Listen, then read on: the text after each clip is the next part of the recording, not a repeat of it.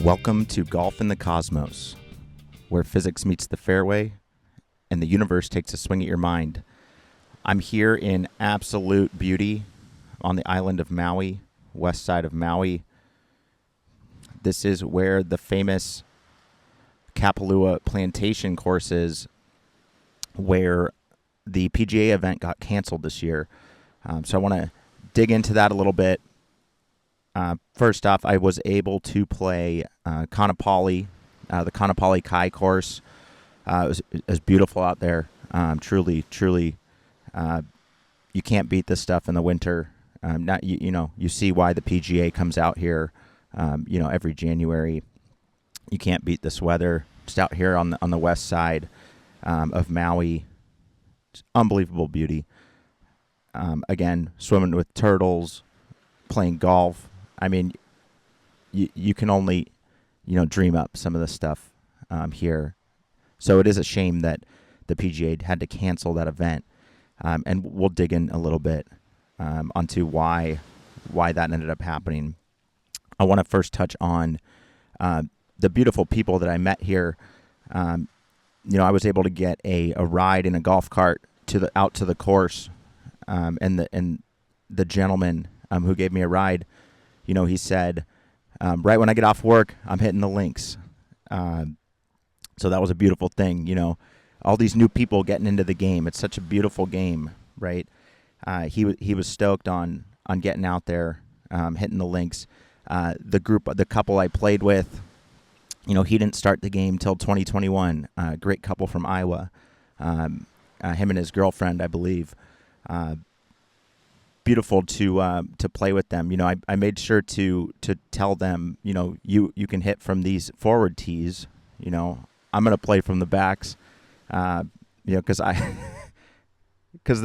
got my own thing going on in my head, but I think that was important that we didn't need to play from the same tees. That's part of the game. That's why they exist. That's something I wanted to, help them understand. But they started the game, getting into the game in 2021. It really got me thinking about the growth of this game. We all know that it's not a surprise. After COVID, a ton of people started playing this game.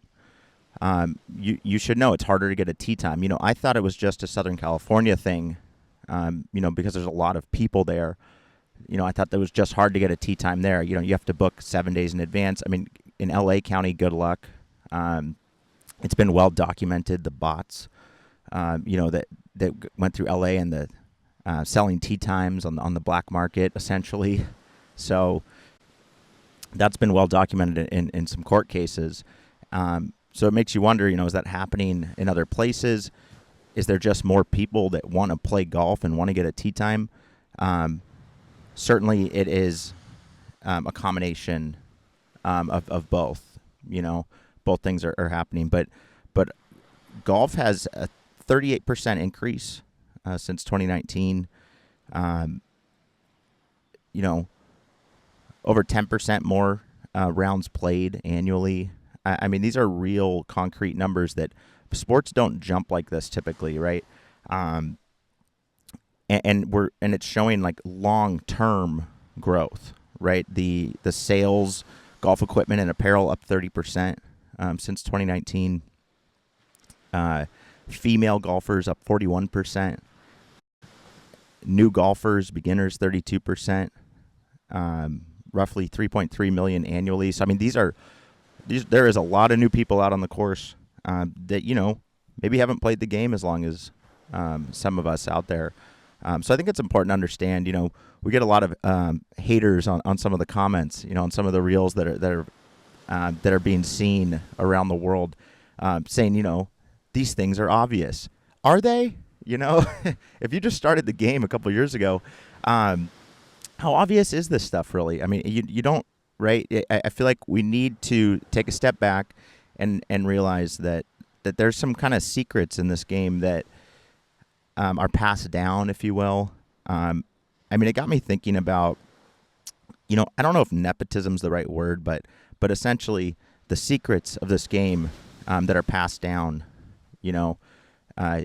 It's such a complex game. It's right? It's one of the longer games. There's a lot to think about. Justin Thomas, his dad was a longtime PGA professional at Harmony Landing Country Club in Kentucky. His grandfather was also a PGA professional. There was some golf secrets passed down in that family that helps him. Dustin Johnson, grandfather, was a club pro and South Carolina Hall of Fame. Jordan Spieth, parents were athletes, not golf pros. So, I think it's worth mentioning. Keegan Bradley, his aunt was an LPGA Hall of Famer. So she had some secrets, how to get out of the bunker, etc. Some little secrets. Patrick Cantlay's dad, competitive golfer. He was not a club pro, but he was a competitive golfer.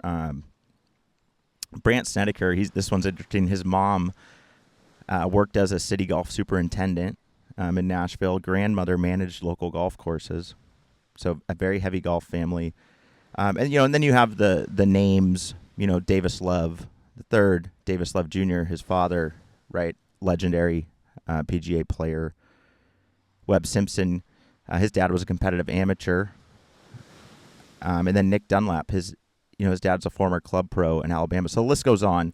The point I'm getting at is how much knowledge can be passed down in this game, how much kind of secrets there are. So things that might seem super obvious to one could be that breath of fresh air that maybe a beginner needs to know. But again, I was thinking about, how long golf takes. Some other long sports have typically been, cricket. That's known to be it can go on for multiple days. The U.S. Open used to be a 36-hole playoff, so you could tie. You could tie after 72. And then there was a year that they did a 36-hole playoff. They tied in that as well.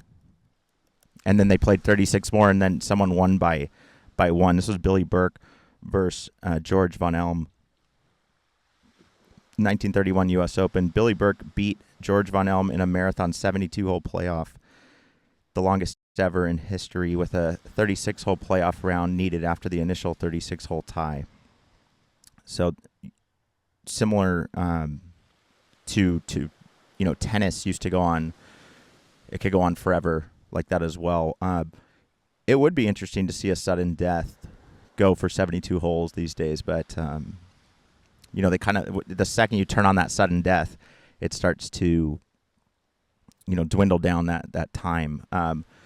MLB baseball, putting a guy on second base during regular season games, right? All these things kind of lower the time a game takes. But anyway, that was just something I was thinking about, how golf truly is kind of a long endeavor trying to get through 18 holes. So I believe all these sports require, some extra mental focus, especially when you get into kind of that overtime. And that's kind of where maybe some champions can come out when they're really tested in that sense. So let's get into beautiful Maui. I was able to drive by Kapalua. I saw it. They are letting golfers out now. I don't know if you'd seen some pictures, but it was turning brown essentially. There was some water issues, and I wanted to try to get the full story. They're still charging about $470 to play. Mixed reviews I was reading. When I looked at it, it looked more green. Like it looked like it was starting to get the water situation figured out. But regardless, what's going on, right? We all know there was a devastating fire in Lahaina about a year and a half ago. I do believe that has something to do with these water rights issues that are happening just up the coast a little bit. The problem is, there's a severe drought going on in West Maui. The Kapalua Plantation course, the grass turned brown because of insufficient irrigation water. The lack of water forced temporary closure of the course and the relocation of the PGA tournament. They actually didn't even relocate; they just canceled it, resulting in an estimated $50 million economic loss for the area. So that's a big one. $50 million estimated loss. That affects everyone, right? That affects the whole island. Many different stakeholders. The accusation. So this is a court case that's ongoing. But TY Management Corp, they own the course. They sued the Maui Land and Pineapple Company. MLP operates the water system, alleging that MLP failed to properly maintain the century-old ditch system that delivers surface water from the mountains for irrigation. They countersued. The Maui Land and Pineapple countersued, claiming that the water shortage is primarily due to the drought and that TY Management overconsumed water, in some cases using water reserved for fire protection. So that's the accusation. MLP also stated that TY had the opportunity to develop its own water source years ago, but failed to do so. There's also the potable water controversy. A significant point of contention is the alleged use of millions of gallons of drinkable groundwater for irrigation. A nonprofit got involved, Earth Justice.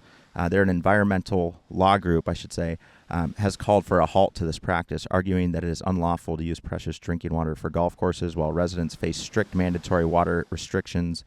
The Water Commission chair has been criticized for allowing this use without proper legal basis or permits. So there's some underlying tones of, the golf course used water that maybe should have been used during fires, to put out fires, to be kind of extra backup water. So certainly, that devastating tragedy is causing some issues here that affect, and a lot of the sports writers are, point out, this is watching Kapalua, looking at those views is sometimes one of the most looked forward to events, while people, in Wisconsin are sitting in the snow, turning on their TV and they get to see beautiful, shots of Maui. Sometimes that's what people need, at least golf fans need around the world. And we're not going to get that this year. The first event will be the week after on Oahu. The worry is that a lot of the big names that come out to the Sentry, right, that's essentially now it's top 50 in the world are eligible. They would stick around and just island hop and go to the next tournament. The worry is that they just won't come out to Hawaii at all this year. So there is some, it's an unfortunate year. We're hoping that it gets all figured out. I mean, I'm here. I saw it. It looks like it's growing back. I would think it would be ready by next year. Not sure what's going to happen with the court case and everything, but I think they will figure it out. Apparently, the company Sentry has a long-term agreement with Maui. They're kind of in partnership, hand in hand. But again, anything could change. But that's been an ongoing tournament for the last over 20 years. It's been a great event. So I want to touch also on. There's been some chatter about Scottie Scheffler and his Ryder Cup appearances. Just to set the record straight, he's 3-6-3 over 3 appearances, but he has the lowest scoring average on tour.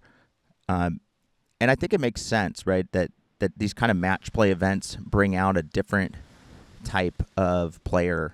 A different type of player can succeed in those. Just because you're number one in the world doesn't mean you're really good at match play, right?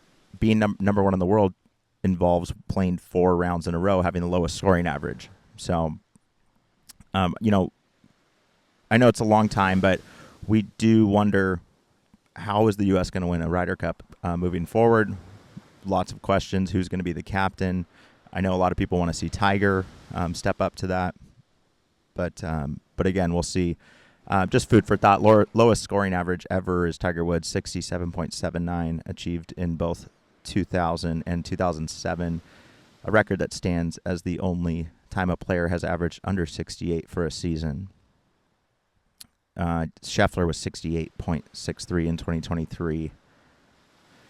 But Woods' peak remains unmatched, with his 2000 season also featuring the largest margin, 1.18 shots over the second best player. So I guess that would be the average margin, right? Wow. So again, we we do wonder what's at stake in the next couple of years. I mean, we will have the Olympics coming up with golf.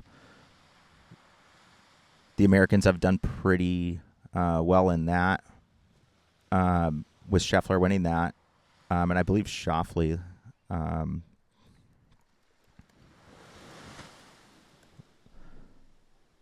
Justin Rose as well.